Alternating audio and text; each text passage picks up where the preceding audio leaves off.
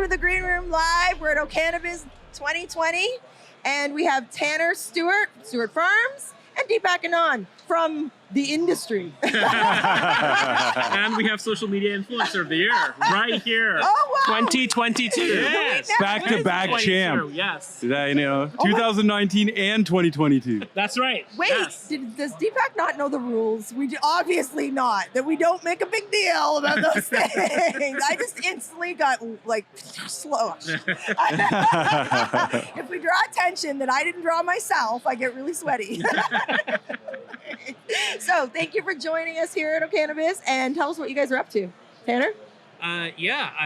Stewart Farms is plugging away in the Bath Canadian bombs? market. Bath bombs. We are a wellness-focused company. Our bath bombs are the #1 topical in Canada, I think. Wow, congratulations. We're dominating British Columbia for You sure. can think, right? Yeah, you think. Yeah. Well, I know in BC we are because they told me. Right? So other provinces are a little more negotiable, hard to know. Right. But we're in almost every province in Canada. We've sold 180,000 baths or bath bombs in the last, year and a half. Wow, you've been in 180,000 tubs. 180,000. and I call it, it's like almost 200,000 hours of wellness. Right? Wow, is that what you call it? Yeah, it's moisturization, it's relaxation. And so we're launching new products, salt soaks, pain creams, and of course we have our craft flower division as Craft well, flower, right? yeah. Really good. Really like what Stewart Farms is doing, and we love Miss Nudie Grows. Yes. We love her. She is, She's your master grower, correct? She's amazing. Or Yeah, head- she's our master grower, Right. director of cultivation, and she has brought all of her heart into Definitely. everything that happens at Stewart Farms. And, just a little quick story about how she came to Stewart Farms, and we were lucky to get her. She was my 5th grower, director of cultivation, because I knew what I needed, Right. and it was somebody who loved the plants She as was, much as The passion. the passion, somebody I could trust with my babies, right? Totally. Because I am not that, I love everything about the plant, but I need to run the company. I needed somebody in that grow room Right. that I knew would not that you let can anything trust happen. that make the Totally. plants. And she was in a place that didn't have that love that our company has, and she was looking for some place where she could do what she does, and and be in there and make. So you Stewart brought her to Farms the her own. farm, So Stewart she Farms. came, and we're lucky to have her. And How you know many- what? That's so important because, Yeah. what I find is, a lot of LPs don't pay enough attention to the cultivation side, right? Oh. We've seen over and over again that, people are so worried about, making money and about marketing and advertising, not paying attention to the core product, which is cultivation. You're So going to make really cool money to if see it's you great doing that. weed. Exactly. You're going to make Yeah, money. Exactly. For sure. So why don't you tell us who you are, Deepak, and what you do in the industry? For so those who don't know. Deepak Anand, CEO and co-founder of Mateer Ventures. I've been around the industry for some time now, do a lot of consulting in the space, working with quite a few companies and also regulators and governments internationally. So, yeah. Deepak is like a Yeah. pillar. Yeah. Deepak is a pillar in this industry. I was just going to say, that was a quick intro. He does a lot and of things. I'll finish your intro, and I just couldn't. I was so happy to be in this interview with Deepak. You're like an ominous figure, in our industry. I'm leaving. That's it. I'm leaving. We've never had a walk off. Okay, I'll stop. So what's up, Deepak? What's going on now? What are your focuses and what's happening? Europe's a big focus. There's so much happening in Europe right now. Also in Canada, I think we are so caught up in the negative news headlines sometimes around this, shift that's happening in the industry. I think we forgot to talk about the positives and what's And happening there's a in lot cannabis. going on in the Lots world. happening in the world. Lots happening in Canada even. And you look at monthly consumption numbers. I mean, cannabis is only going upwards, right? Right. There's no coming back. Yeah. Yes, companies are going to shift. People are going to be gone. Companies are going to be gone. It sucks for people that are employed in some of these companies, but there are new opportunities. There are new jobs. There's companies like Stewart Farms that are doing, great work, and many other micro cultivators that are around there that are, just absolutely crushing it. So it's cool that the industry is changing and pivoting, and that's just natural, and it's nice to see. What's different since back, sort of the reopening since the last 2 years? What's really changed in the cannabis? Very pleasantly, Jackie, I think there's a real conversation about diversity and inclusion and social equity. I think that's a big thing that we're even seeing in Canada. It's just shocking that it's taken us so long to get to this point, but I'm very happy that it's actually gotten there. So certainly that's something that's changed. And of course, on the quote-unquote negative side, there's a lot of sort of companies that are I guess struggling, and there's a lot of restructuring and a lot of that sort of stuff happening. But a lot of yeah. restructuring. Yes, yeah. We survived, Derek. We're still here. Yeah, we're here. That's what this game's about right now. It's Exactly. perseverance, right? Yeah. Survival, and when in another 24 months. I mean, that's been the story of our industry. Every 24 months, it looks completely different. Mhm. But in another 24 months, I think we're going to start looking like a really mature industry where it's like those of us who Yeah. are in it for the love, Yeah. Agreed. as well as the business, right? We need to do business, but Of course. we're in it for the right reasons. Right. We're all still going to be here. And you can kind of see it at this conference too, right? Like who's still coming around, Yeah. who's still survived, And who's who's here, not, who's yeah. not, and who's Yeah. not. Yeah. Exactly that, who's not. So, and I've noticed the conferences are, everyone is excited and glad to be back out. Mhm. That's for darn sure. And Yeah. live in-person networking, I mean, did you attend a virtual event that you really, really loved, or they were all just good? Or they were all just fine? They're all fine. I Fine. mean, they're okay. I don't think. Needed for some. Yes, there was absolutely. a Yeah. need for them for a while there too, Absolutely. for sure. But isn't in person, like, there's nothing beats an in person. I mean, the conversations and deals that get done when I'm outside or Yes. at back or whatever, like Yeah. you can't beat No that in a replacement. virtual. And we tried. I mean, lots of us tried to mimic that and try and work with that. But there's nothing that beats an in-person conference. nothing beats it. But I think there's a key difference between the first time you meet somebody Yep. and like going onto a Zoom, like I get on a Zoom with Yeah. Deepak, or you got, I'm like, we already know each other, Right. so we know we know our Yes. energy, right? But first time meetings Oh. on Zoom, Zoom, and yeah. digital, and I've done it. I've misread people, I because you just story of my totally. life. Yeah, That's right. what I do. Misread. yeah. My biggest issue sometimes is like when I see people, I'm like, oh, I didn't realize you were so tall. And Ah, it's just like I'm like, because you only Yeah. see them on On Zoom, so Zoom. it's Right. super interesting. So- Yeah. Totally, if you don't know. And I am a squirrel, shiny thing. So it's very hard to have a connection and a real conversation. We were working on some projects and initiatives where Zoom was the only way we had met these people and how we had to work with them. And it was really, it's weird. Like, it's not we want to see your vibe and, how do we gel and what's going on. And we got a lot going on at Cannabis Wiki, and we're always looking for, new shows, new players, we have our conference. Yes. So why don't Amazing. are you coming to our conference, or do you I live might far be away? coming to Where do you live? I'm in New Brunswick. Oh. A bit far. I live in the woods. Can you send some bath bombs? Oh, you Miss know Judy what? Gross. You know what? Miss Here, Judy Gross, come. I want to confirm that Okay. we will send bath bombs. And Yes. this is recorded. Oh! Okay. Yes. All right. So that is an absolute. Okay, well, maybe he doesn't know. Do you know they're sold out in Ontario all the time?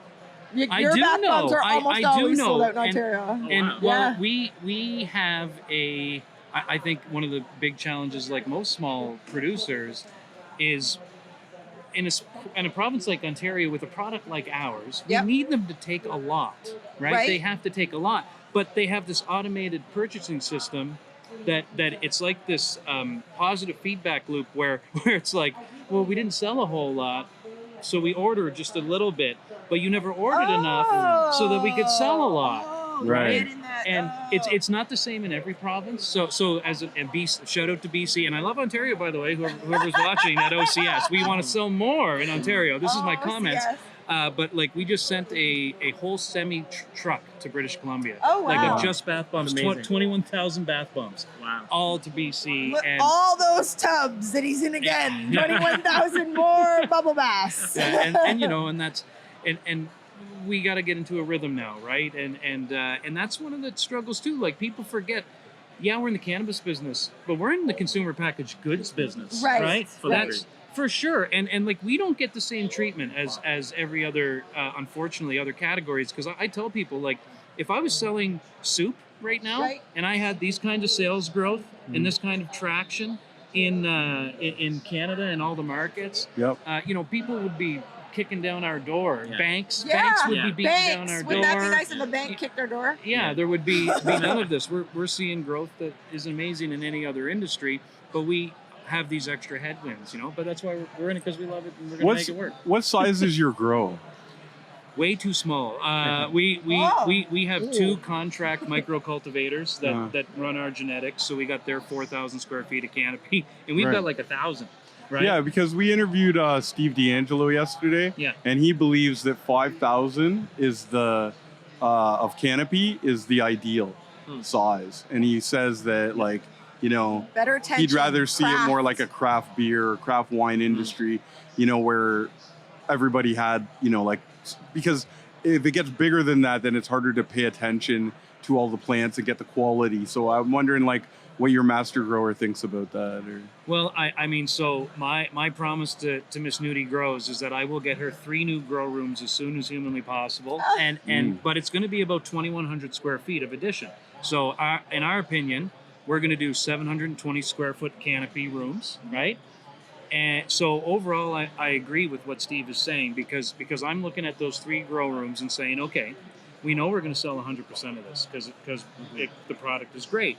So the whole idea, and then my question is, what, and only when I'm sure I'm going to sell all of that, will we add maybe 3 more grow rooms? But I can tell you, because I work in the numbers all day long, 5,000 square feet of canopy sounds really good. That's a very nice business, and you can, and I would say you would have about 15 people staffing that max. Okay, so here's the other thing. So one of the reasons that some companies are having such a hard time making money is because they have way too many people for what they should have staffed in a cannabis grow, right? And it's from, and it started from the beginning context of not really understanding the metrics of how much work people should be accomplishing in a short amount of time. I pulled my metrics from the illicit market, right? Right, Because yeah. they're like this many people Wow. for this many plants. Yes. So I look at that metric,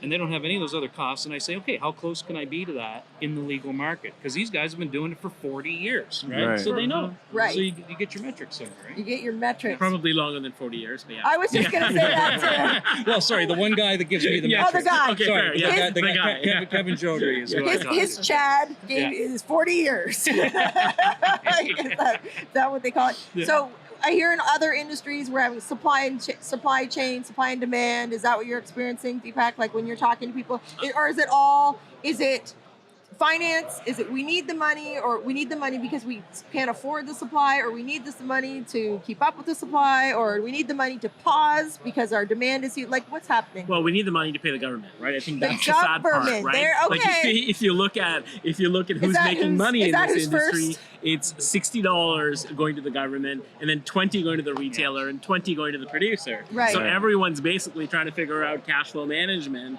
to kind of pay the government their cut, right? I think that's the sad part. Ah. So that's certainly one thing that's happening. So a lot of the money, Jackie, is going towards paying government. Like we've heard a lot that by the end of the day, by Tom, Dick, and Harry, Susan, and Steven, the farmer gets $3. Yeah.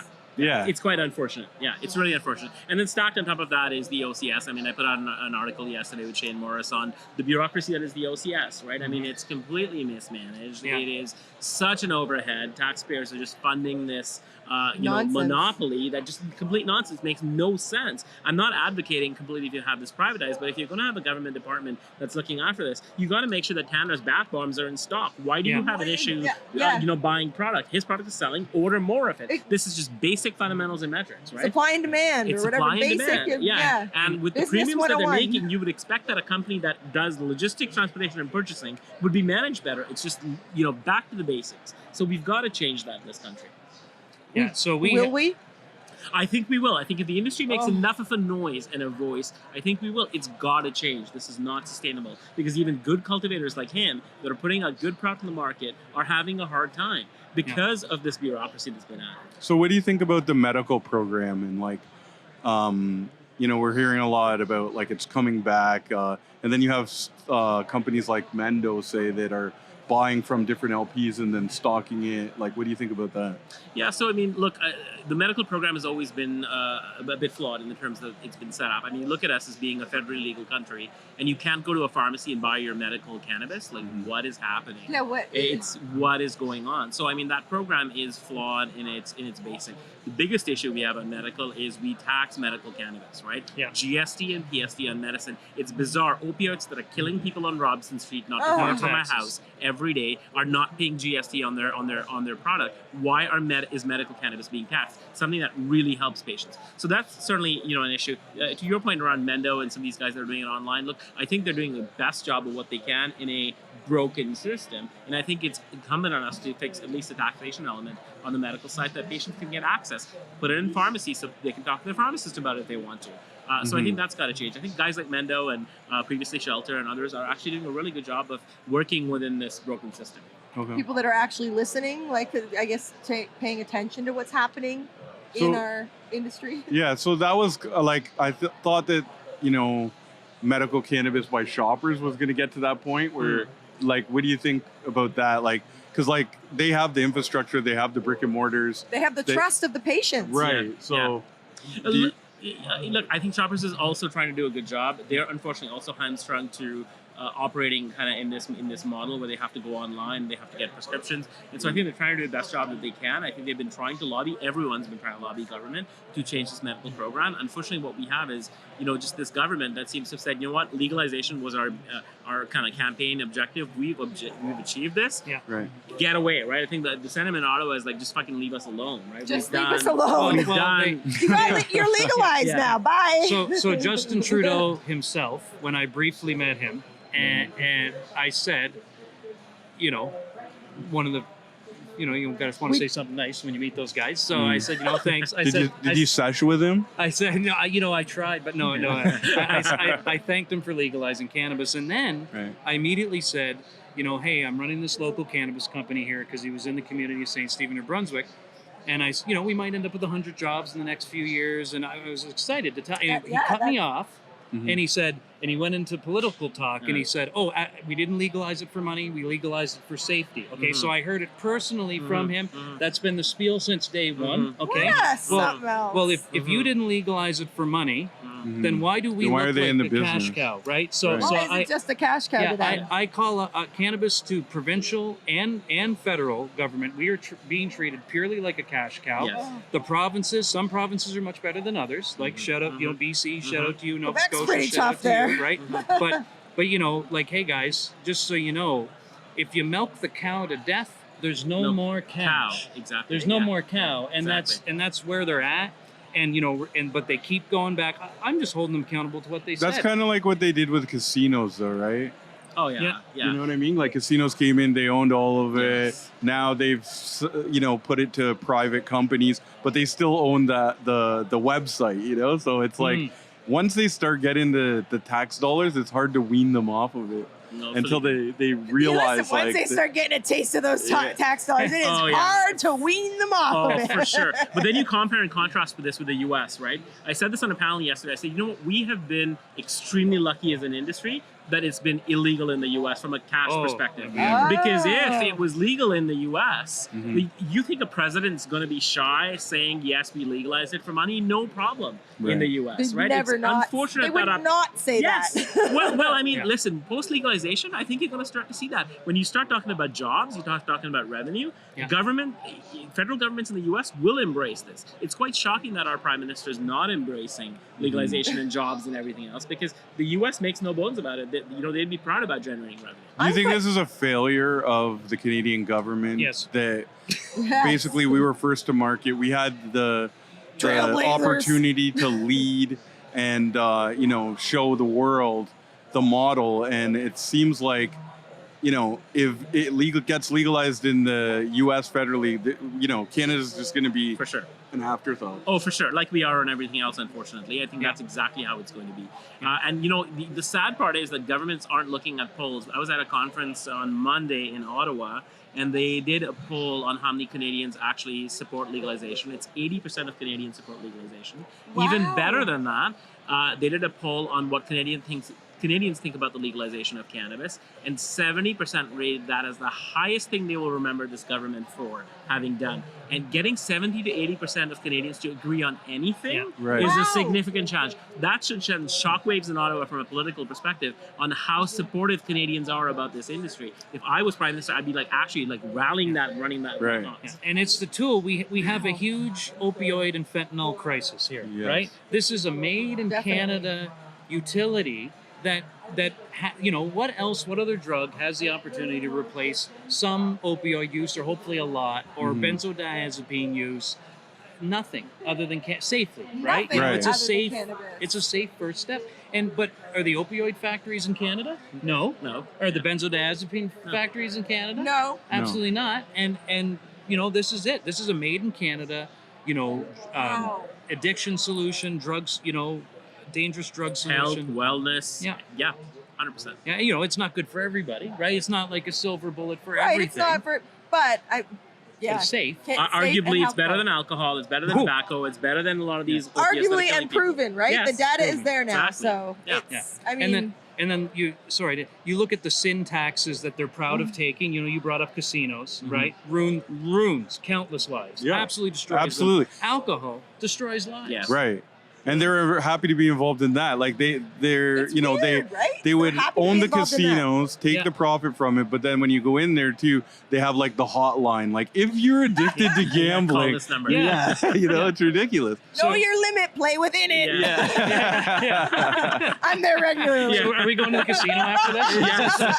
Let's go to the casino. This is what I'm saying. Oh, I $100 like the a month. casino, please. I love the casino. You don't have to ask me twice. I follow it up with the strip club. So, woo! All right. Now we're talking. I don't know if we're allowed to talk that openly and fun in cannabis, but sometimes Oh, I yes, go to the we are. casino and then I have a bath bomb to end my evening. Let's give them out at the strip club. Hey, hey. Instead of making it What are rain, these guys throwing there on the we stage? Go. Instead of cash, it's just going to be rain and Bath bombs. I'm in everyone's tub. Yeah. Uh-oh. Oh, now Deepak got a thought in my head. Oh my God. So we can continue talking with you guys all day. This was really fun. I like this mishmash of people. Can you tell us where our audience can find you online and how they can reach out if they would like to speak to you further? Well, online, StewartFarms.life on Instagram or Facebook. I'm TannerStewart.life. Miss Nudie Was Gross, it named follow after her. you? No. might have been. His neighbor's name was Stuart. Yeah, and my neighbor was awesome. And well, hey, listen, He loved the bath bomb.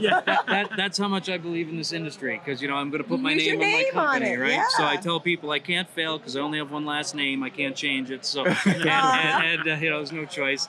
And then, of course, you can find our bath bombs and salt soaks and pain creams here in Ontario at the OCS and BC, every province except for Manitoba, Quebec, and PEI right now, pretty much we're in. All right, so no bath bombs and PEI. I'm sorry, we're coming. We're coming. And Deepak, where can we find you, and why would someone reach out to you, and how can we find you? Sure, I'm on Twitter at _DeepAkanand, very active on there. Why would someone reach out to me? Anything on the policy regulatory side. I do a lot of opinions and writing in the industry around Some good surveys ones. and politics and all of that We're stuff. watching. Yeah. We're listening. All right. Well, and where do they find you on Instagram, Twitter? Deepakanand. Deepak, it's all okay. It's all up there. Great. And do you post regularly? I do. Yeah, that's why I asked, because I know I'm going to tweet now. He's a tweet.